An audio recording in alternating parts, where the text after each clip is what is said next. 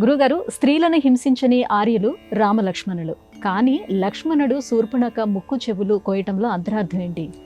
మొత్తం రామాయణం మీద వివాదాస్పదమైన కొన్ని అంశాలలో ఇది కూడా ఒకటి.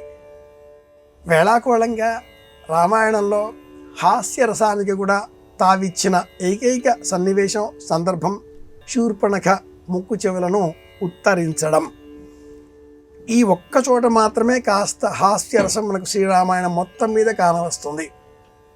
ఇది మొదటిసారి కాదు.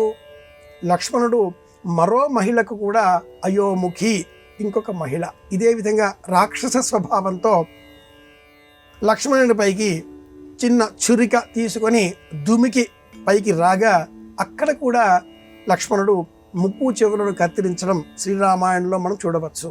శూర్పణఖ అయోముఖి.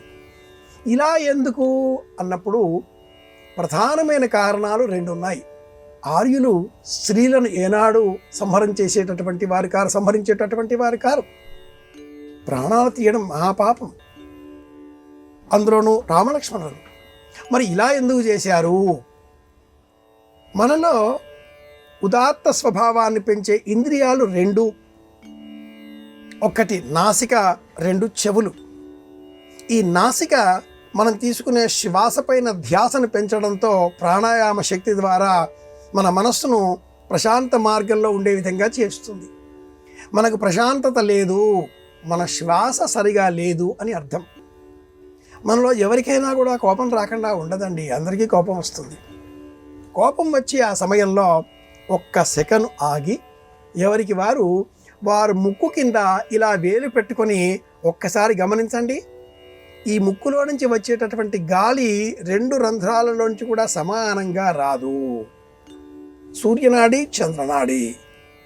ఇలా చూసుకుంటే చంద్రనాడి ద్వారా గాలి ఎక్కువ వేగంగా వస్తుంది, మనం ప్రశాంతంగా ఉన్నాం.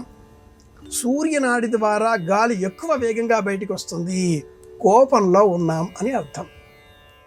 నాసిక మనలో ఈ స్వభావాన్ని నియంత్రించేది. అది చెదిరిపోయింది కాబట్టి ఈ రాక్షస స్వభావంతో ఉన్న నేపథ్యంలో శూర్పణఖ రాముడిని అనంతరం లక్ష్మణుడిని వెంటాడింది. కనుక ముక్కు ఖండించడంతో శ్వాస పైన ధ్యాస పెట్టుకో, ఇది బోధ. అందుకే ముక్కు. రెండవది చెవి. సరిగా వినడం లేదు, ఇది వినదు. దీని ద్వారా లోనికి ప్రవేశించేటటువంటి ఆ ధ్వని ప్రకంపనలు బుద్ధిని చేరాలి. ఇది సరిగా లేదు, సరిగా చెయ్యాలి. విను విను విను విను ఇక్కడే. కాబట్టి ఇది నాగ్పూర్, కాన్పూర్ అంటూ చిన్నప్పుడు మనం ఆటలు ఆడుకునేవాళ్ళం ఇలా ముక్కు చెవులు చూపిస్తూ. ఇదే కారణం. చిన్నప్పుడు కూడా పిల్లలని నీ ముక్కు కోస్తాను, నీ చెవులు కోస్తాను ఏడిపిస్తారు. తప్పు చేశావా ముక్కు నేలకి రాయి అంటారు. ఈ మాటలన్నింటి వెనకాతల ఉండేటటువంటి అంతరార్థం ఒక్కటే. మన వ్యక్తిత్వాన్ని నియంత్రించేటటువంటి దేహంలో ఉండే సర్వ అవయవాలలో ముక్కు, చెవి, ఈ రెండు ప్రధానమైనవి. ఇవి సరిగా లేవు, లక్ష్మణుడు ఛేదించాడు.